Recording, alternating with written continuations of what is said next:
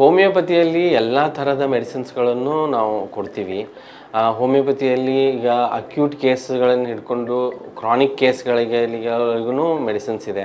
ಇವತ್ತು ಜ್ವರದಿಂದ ಹಿಡ್ಕೊಂಡು ಸಿಂಪಲ್ ಕೆಮ್ಮು ನೆಗಡಿ ಜ್ವರದಿಂದ ಹಿಡ್ಕೊಂಡು ಕ್ಯಾನ್ಸರ್ ಸಪೋರ್ಟಿವ್ ಮ್ಯಾನೇಜ್ಮೆಂಟನ್ನು ಸಹ ಮಾಡ್ತೀವಿ ನಾವು.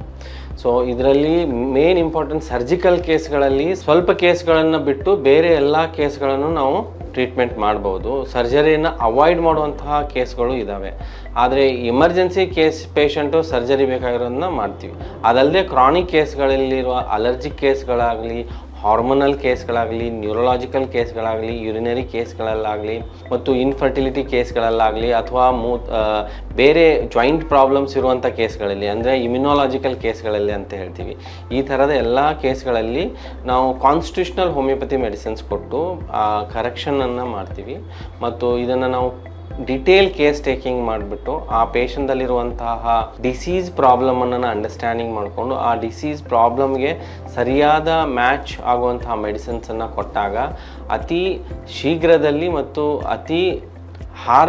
ಅತಿ ಉತ್ತಮವಾದಂತಹ ರಿಸಲ್ಟ್ಗಳನ್ನು ನಾವು ಅದಕ್ಕೆ ಕೊಟ್ಟು ಸರಿ ಮಾಡಬಹುದು. ನಮ್ಮದು ಮೆಡಿಸಿನ್ಸು ಪ್ಲ್ಯಾಂಟ್ ಬೇಸ್ ಇರ್ತವೆ ಮತ್ತು ಮಿನರಲ್ ಬೇಸ್ ಮೆಡಿಸಿನ್ಸ್ ಇರ್ತವೆ. ಈ ಮೆಡಿಸಿನ್ಸ್ಗಳು ಜಗತ್ತಿನ ಬೇರೆ ಬೇರೆ ಭಾಗದಲ್ಲಿ ಎಲ್ಲ ಮೆಡಿಸಿನ್ಸ್ಗಳು ಸಿಗ್ತವೆ. ಇದು ಎಲ್ಲ ಮೆಡಿಸಿನ್ಸ್ಗಳು ಭಾರತ ದೇಶದಲ್ಲೇ ಸಿಗೋದಿಲ್ಲ. ಮ್ಯಾಕ್ಸಿಮಮ್ ಮೆಡಿಸಿನ್ಸ್ಗಳು ಔಟ್ ಆಫ್ ಕಂಟ್ರಿ ಮೆಡಿಸಿನ್ಸ್ ಇರ್ತವೆ. ಈ ಮೆಡಿಸಿನ್ಸ್ಗಳು ಆ ಕಡೆ ಬೆಳೆದಿರುವಂಥದ್ದಾಗಲಿ ಆ ಕಡೆ ಸಿಗುವಂಥದ್ದಾಗಲಿ ಅದನ್ನು ಒಂದು ರಿಸರ್ಚ್ ಮಾಡಿ ಆ ಮೆಡಿಸಿನನ್ನು ಒಂದು ಸ್ಟರ್ಲೈಜೇಷನ್ ಮುಖಾಂತರ ಅವನ್ನ ತರಿಸ್ಬಿಟ್ಟು ಆ ಮೆಡಿಸಿನ್ಸ್ಗಳಿಗೆ ನಾವು ಒಂದು ರಿಸಲ್ಟ್ ಓರಿಯೆಂಟೆಡ್ ಟ್ರೀಟ್ಮೆಂಟನ್ನು ಕೊಟ್ಟಿರುವಂಥ ಪೇಷಂಟ್ಸ್ಗಳಿಗೆ ಆ ರಿಸಲ್ಟ್ ಬಂದಿರುವಂಥ ಮೆಡಿಸಿನ್ಸನ್ನು ಪೇಷಂಟ್ಸ್ಗಳಿಗೆ ಕೊಟ್ಟಾಗ ಅತಿ ಉತ್ತಮವಾದ ರಿಸಲ್ಟ್ ಬರುತ್ತೆ. ಹಾಗೆ ನಾವು ಹೋಮಿಯೋಪತಿ ಮೆಡಿಸಿನ್ಸ್ ಕೊಟ್ಟರೆ ಅದರಲ್ಲಿ ರಿಸಲ್ಟ್ಸ್ ಬರೋ ಚಾನ್ಸಸ್ ಕಮ್ಮಿ ಇರುತ್ತೆ. ಬಟ್ ಆದರೆ ನಾವು ಹೋಮಿಯೋ ಕೇರಲ್ಲಿ ಏನಿರುತ್ತೆ ಅಂದರೆ ಪ್ರತಿಯೊಂದು ಪೇಷಂಟ್ಸ್ಗಳಿಗೆ ಕರೆಕ್ಟಾಗಿ ಮೆಡಿಸಿನ್ಸನ್ನು ಕೊಟ್ಟು ಆ ಮೆಡಿಸಿನ್ಸನ್ನು ರಿಸರ್ಚನ್ನು ಮಾಡಿಬಿಟ್ಟು ಆ ಮೆಡಿಸಿನನ್ನು ಪೇಷಂಟ್ಸ್ಗಳಿಗೆ ನಾವು ಕೊಡ್ತೀವಿ. ಹೀಗಾಗಿ ಪೇಷಂಟ್ಗೆ ಅತಿ ಉತ್ತಮವಾದ ರಿಸಲ್ಟು ಶೀಘ್ರದಲ್ಲಿ ಬರುತ್ತೆ ಮತ್ತು ಲಾಂಗ್ ಲಾಸ್ಟಿಂಗ್ ಇರುತ್ತೆ. ಅತಿ ಬೇಗನೆ ಅವ್ರಿಗೆ ವಾಸಿ ಆಗುತ್ತೆ. ಈ ಥರ ಕೇಸ್ಗಳನ್ನು ನಾವು ನೋಡಿದ್ವಿ. ಅಲೋಪತಿ ಮೆಡಿಸಿನಲ್ಲಿ ಕ್ಯೂರ್ ಆಗಲಾರ್ದಂಥ ಪೇಷಂಟ್ಸ್ಗಳು, ಫಾರ್ ಎಕ್ಸಾಂಪಲ್ ನೀವು ಡಯಾಬಿಟಿಸ್ ಆಗಲಿ, ಅಸ್ತಮಾ ಆಗಲಿ, ಸೋರಿಯಾಸಿಸ್ ಆಗಲಿ, ಸ್ಕಿನ್ ಡಿಸೀಸಸ್ಗಳಾಗಲಿ, ಯಾವುದೇ ಥರದ ಇಮ್ಯುನಾಲಜಿಕಲ್ ಡಿಸೀಸಸ್ಗಳಾಗಲಿ ಅಲೋಪತಿಯಲ್ಲಿ ಕ್ಯೂರ್ ಇಲ್ಲ.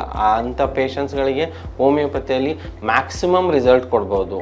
ಆ ಮ್ಯಾಕ್ಸಿಮಮ್ ರಿಸಲ್ಟು ಕ್ಯೂರೂ ಆಗಿರಬಹುದು. ಸೊ ಇದಕ್ಕೋಸ್ಕರ ಇದು ಹೋಮಿಯೋಪತಿ ಮೆಡಿಸಿನ್ಸು ನಾವು ಹೋಮಿಯೋ ಕೇರಲ್ಲಿ ಅತಿ ಉತ್ತಮವಾದ ಮೆಡಿಸಿನ್ಸ್ಗಳನ್ನು ಕೊಟ್ಟು ಪೇಷಂಟ್ಗಳಿಗೆ ರಿಸಲ್ಟು ಅತಿ ಶೀಘ್ರವಾಗಿ ಮತ್ತು 96% ಆ ರಿಸಲ್ಟನ್ನು ನಾವು ಅಬ್ಸರ್ವ್ ಮಾಡಿದ್ದೀವಿ. ಸೊ ಹೋಮಿಯೋ ಕೇರ್ ಇಂಟರ್ನ್ಯಾಷನಲಲ್ಲಿ ನಾನು ಇಷ್ಟು ವರ್ಷ ಸರ್ವಿಸ್ ಮಾಡಿದ ಪ್ರಕಾರ ಹೋಮಿಯೋ ಕೇರ್ ಇಂಟರ್ನ್ಯಾಷನಲಲ್ಲಿರುವಂತಹ ಸರ್ವಿಸು ಅತಿ ಉತ್ತಮವಾದ ಸರ್ವಿಸ್. ಯಾಕಂದರೆ ನಾನು ಬೇರೆ ಬೇರೆ ಎಲ್ಲ ಕಡೆ ನಾನು ಹೋಗಿ ನೋಡಿದಾಗ ಇಲ್ಲಿರುವಂಥ ಸರ್ವಿಸ್ ಆಗಲಿ, ಪೇಷಂಟ್ ಟ್ರೀಟ್ಮೆಂಟ್ ಕ್ವಾಲಿಟಿ ಆಗಲಿ, ಮೆಡಿಸಿನ್ಸ್ ಕ್ವಾಲಿಟಿ ಆಗಲಿ ಮತ್ತು ಸರ್ವಿಸ್ ಬೇಸ್ ಆಗಲಿ ಎಲ್ಲ ಅತಿ ಉತ್ತಮವಾಗಿರೋದ್ರಿಂದ ನಾನು ಪೇಷಂಟ್ಸ್ಗಳಿಗೆ ಹೋಮಿಯೋ ಕೇರ್ಗೆ ಬರೋಕ್ಕೆ ಹೇಳ್ತೀನಿ. ಯಾಕಂದರೆ ನಾವು ಕ್ವಾಲಿಟಿ ಆಫ್ ಮೆಡಿಸಿನ್ಸ್ ಸಬ್ಸ್ಟಿಟ್ಯೂಟ್ ಮಾಡಲ್ಲ ಒಂದೇದು. ಯಾಕಂದರೆ ಈಗ ಒಂದು ಮೆಡಿಸಿನ್ಸ್ ಇದೆ, ಆ ಮೆಡಿಸಿನ್ಸ್ ಕೊಡಲೇಬೇಕಂದ್ರೆ ಅದು 1 ತಿಂಗಳಾಗಲಿ 2 ತಿಂಗಳಾಗಲಿ ಅದೇ ಮೆಡಿಸಿನನ್ನು ನಾವು ತರಿಸ್ಬಿಟ್ಟು ಪೇಷಂಟ್ಗೆ ಕೊಡ್ತೀವಿ.